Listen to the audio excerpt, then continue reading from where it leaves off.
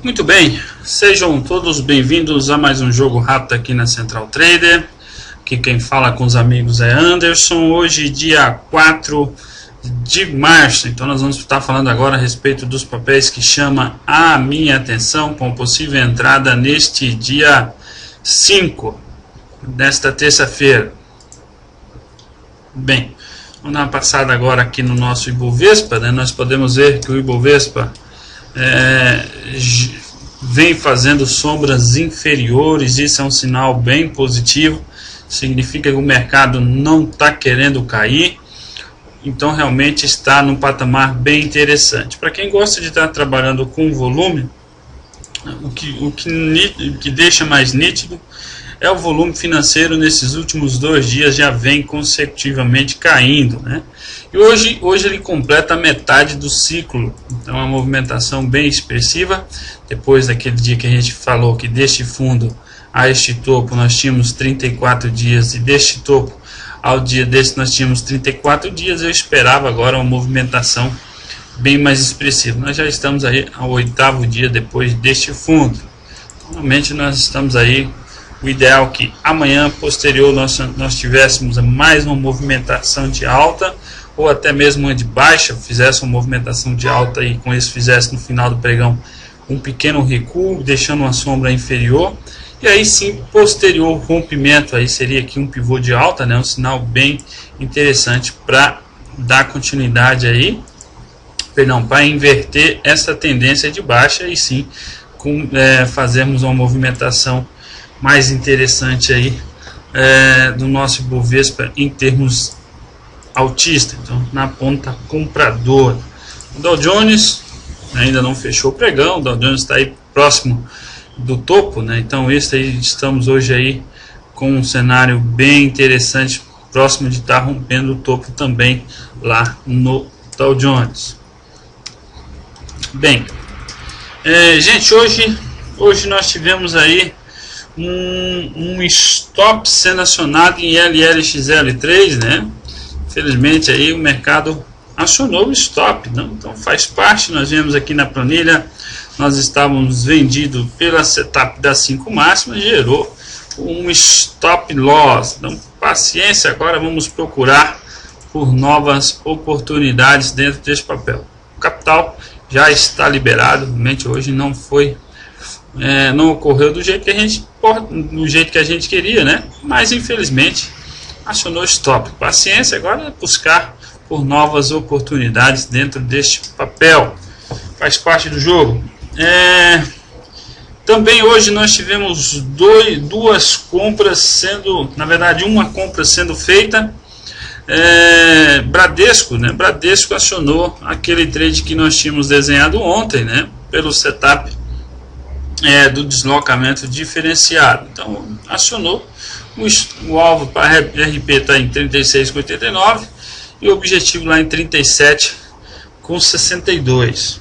Nós tivemos aí também hoje alguns papéis que estão gerando aí um reajuste nos stops, por ser stop móvel, né?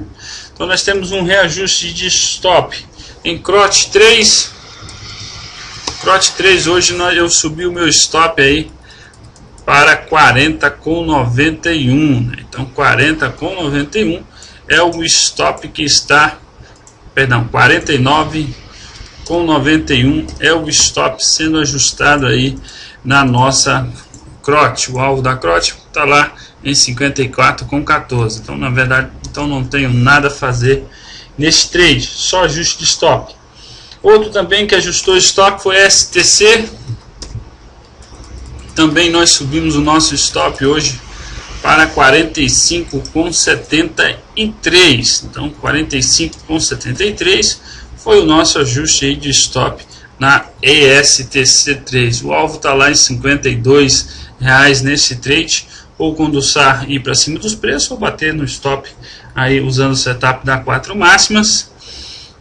Tivemos também um ajuste de stop na LLXL3, né? Nós estamos usando o stop móvel aí pela um stop ALL3, né? Então o stop aí foi para 9,59. Então, ajustado o stop aí para 9,59 na LL3 das posições que nós estamos em aberto, e também pelo setup da média de 10 que nós estamos comprados.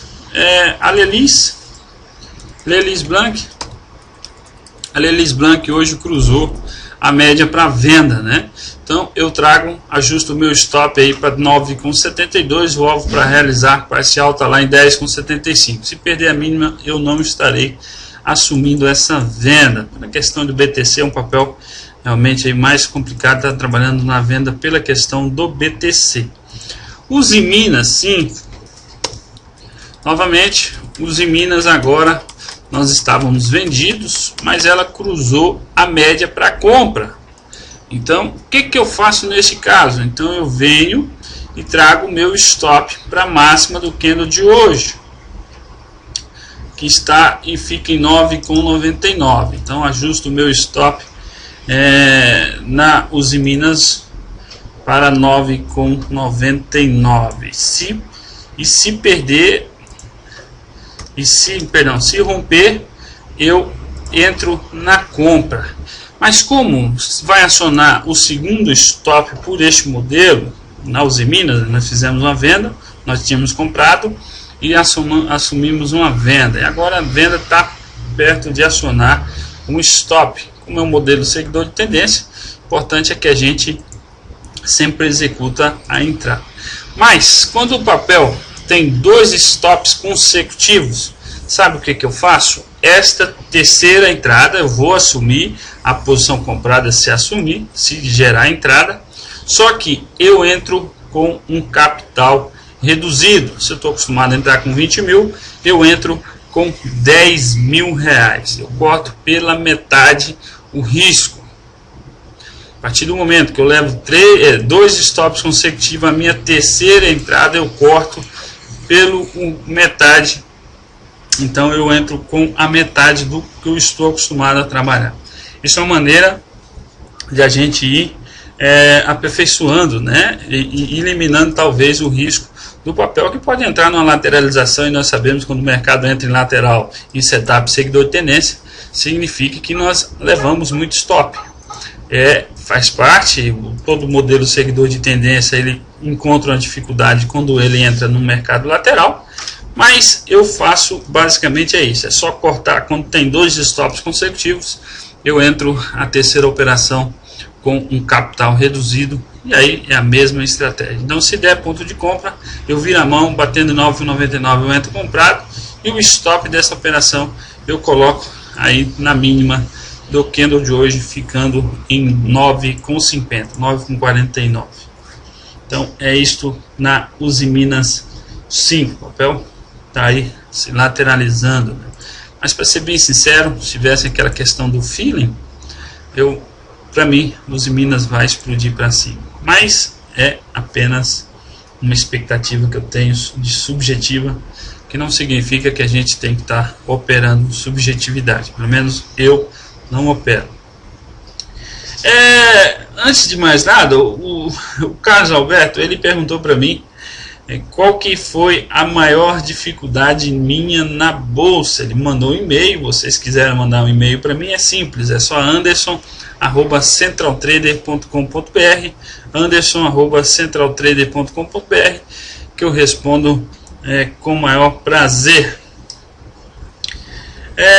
Carlos, a maior dificuldade que eu tive, para ser bem sincero, na bolsa, foi comigo mesmo. Sabe o que aconteceu?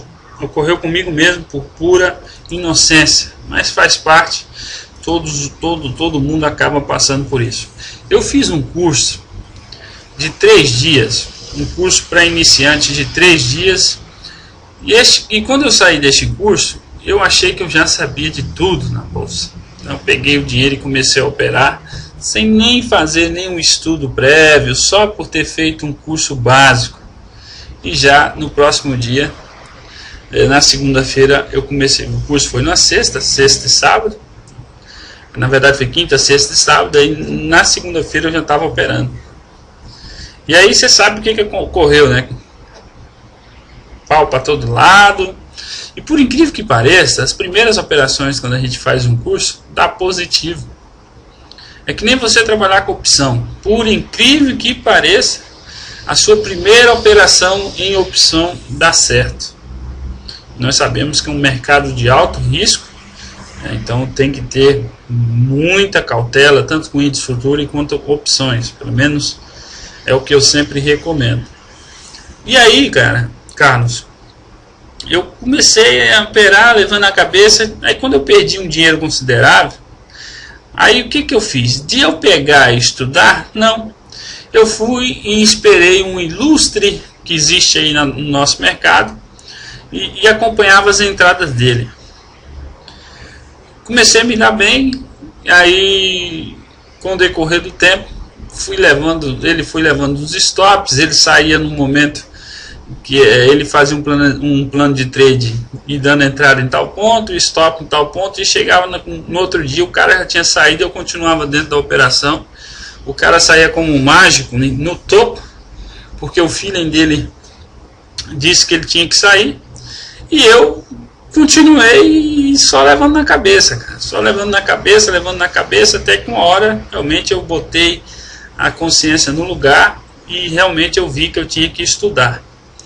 Tinha que pegar os modelos das pessoas que eles mostravam, e aí sim eu ia estudar no passado e ver realmente o que ocorria. A partir do momento que eu fiz isso, aí sim eu passei a ter resultados mais consistentes. Mas sem dúvida nenhuma, o mais dolorido de tudo isso foi essa transição, principalmente no começo. O que eu sempre recomendo para todos os amigos é pegar os nossos modelos e estudar, mas estudar a fundo, no mínimo 5 anos para trás. De hoje há 5 anos atrás, ele pegar os nossos modelos e estar estudando.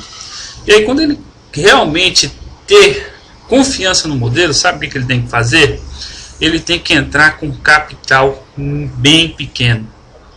Um capital bem pequeno, não cometer o erro que eu fiz no começo. Então pegava o meu capital, dividia ele por 2, era pequeno, na verdade é pequeno ainda meu capital, mas eu já pegava e já ia colocando tudo, porque o cara deu entrada, pá, vamos comprar os mini, eu entrava, no outro dia só na cabeça. E aí fui levando os prejuízos. Um prejuízo enorme foi sempre o não achar alguma coisa do mercado, porque batia no stop. Eu de stopar, não, ele vai cair, mas ele vai voltar ali e vai subir. Então colocava o achismo, aí quando saía um balanço, amanhã vai sair um balanço, como o cara já saía pelo feeling dele, e aí eu já ficava preso naquilo que ele colocava. Ele colocava que tinha que sair porque ia sair um balanço amanhã, eu saía fora da operação, aí vinha um balanço, vinha até ruim, mas explodia. E aí eu ficava muito triste e muito magoado. Nos Estados Unidos, a maioria dos trades, eles comentam que um trader, para ser profissional, ele tem que ter 5.000 horas de trade trabalhando, executando o trade todos os dias, todos os dias comprando e vendendo. Tem que ter 5.000 horas para ser um trader. Eles têm essa visão e eu realmente acredito nisso. A minha evolução começou realmente a partir do ano passado. No ano passado que eu tive um excelente ano, foi um dos melhores anos que eu tive na bolsa, com um mercado difícil. Foi um dos melhores anos que eu tive na bolsa. Por quê? Porque além de eu estar fazendo o jogo rápido, e esse jogo rápido, vocês sabem que eu passei aí, eu não ganho dinheiro em nada. A gente passa fazendo o jogo rápido gratuitamente nesses 2 anos atrás. Mas eu acabei agradecendo a todos vocês, não pelo carinho e por ser conhecido através da bolsa por algumas pessoas, mas principalmente pela disciplina que eu aprendi através de vocês. Então me levou a ter mais disciplina, a estudar, a tentar passar realmente aquilo que realmente é a bolsa, não essas ilusões que existem aí, esses achistas que tem por aí, esses caras que acham que só no mercado só se fala em rompimento. só se fala em suporte, gente, pelo menos para mim isso funciona rompimento, funciona. Mas um analista, a primeira coisa que ele vai falar, esses analistas que tem no mercado, onde se encontra o suporte? Aqui, onde se encontra a resistência está aqui e o suporte está aqui. Mas neles não dava ponto de entrada em lugar nenhum. E eu ficava ali, cara, suporte e resistência serve para alguma coisa?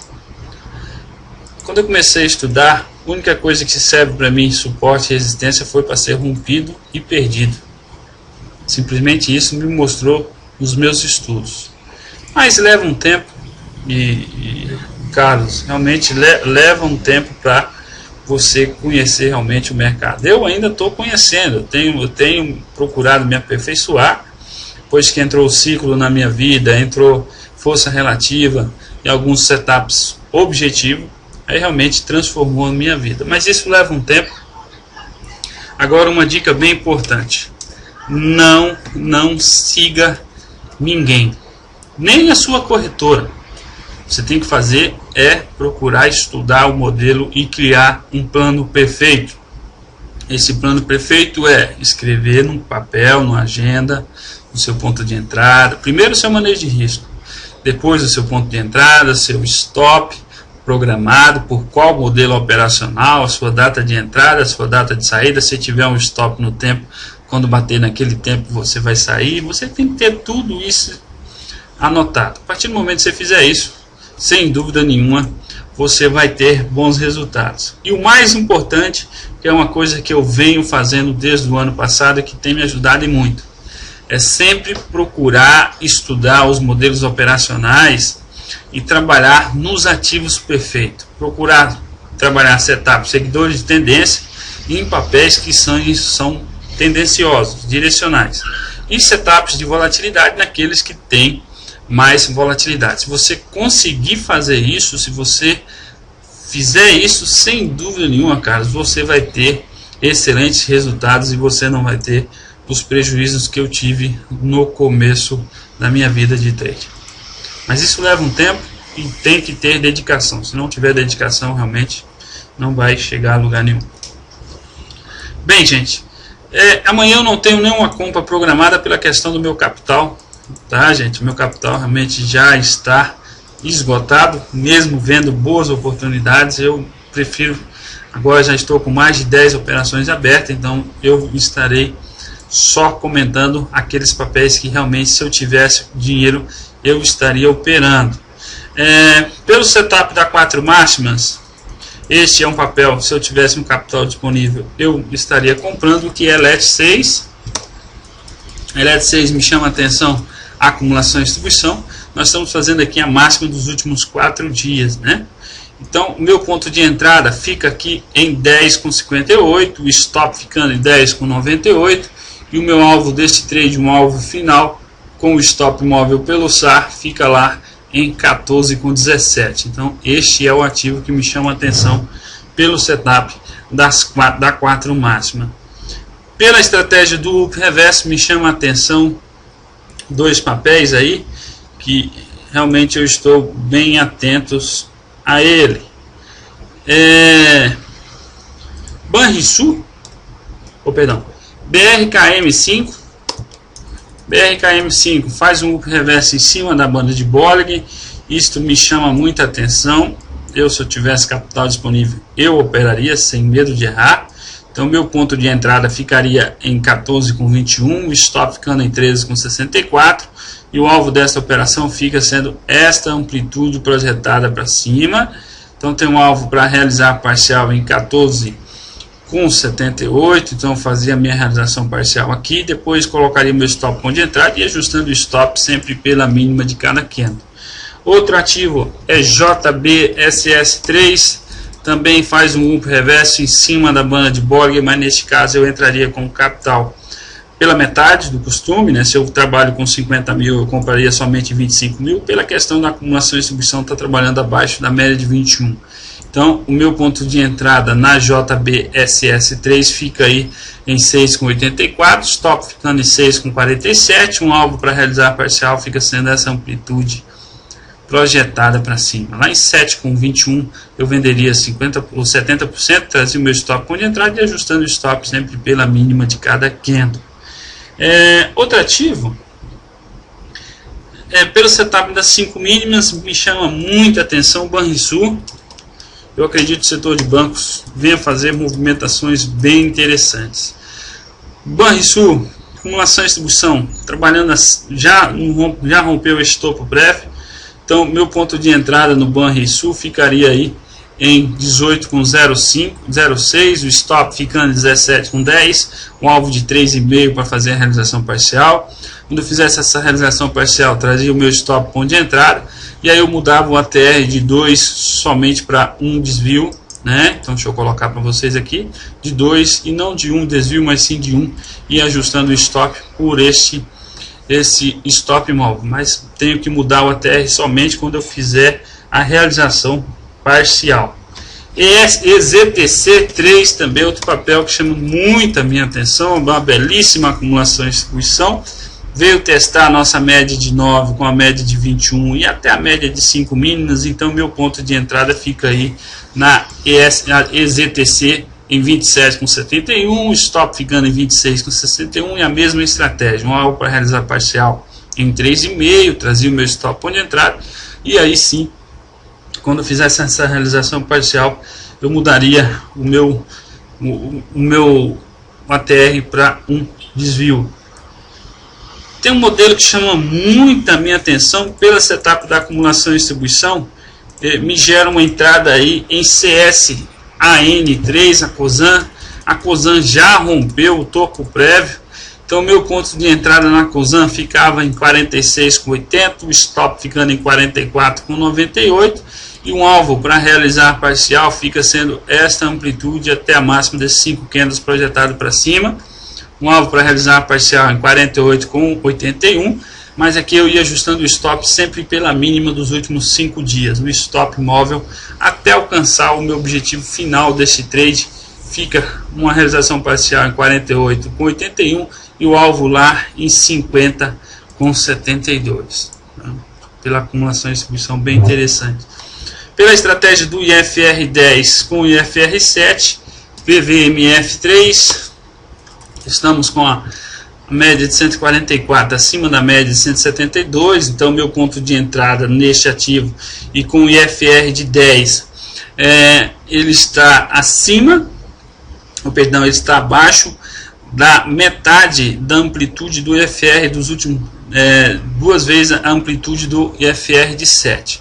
Então o IFR de 10 ele tem que estar abaixo da amplitude duas vezes do IFR de 7. Então nós estamos com 40, se tivesse em 80 eu não operaria. Como ele está em 41, então eu tenho autorização para me marcar máximo do candle.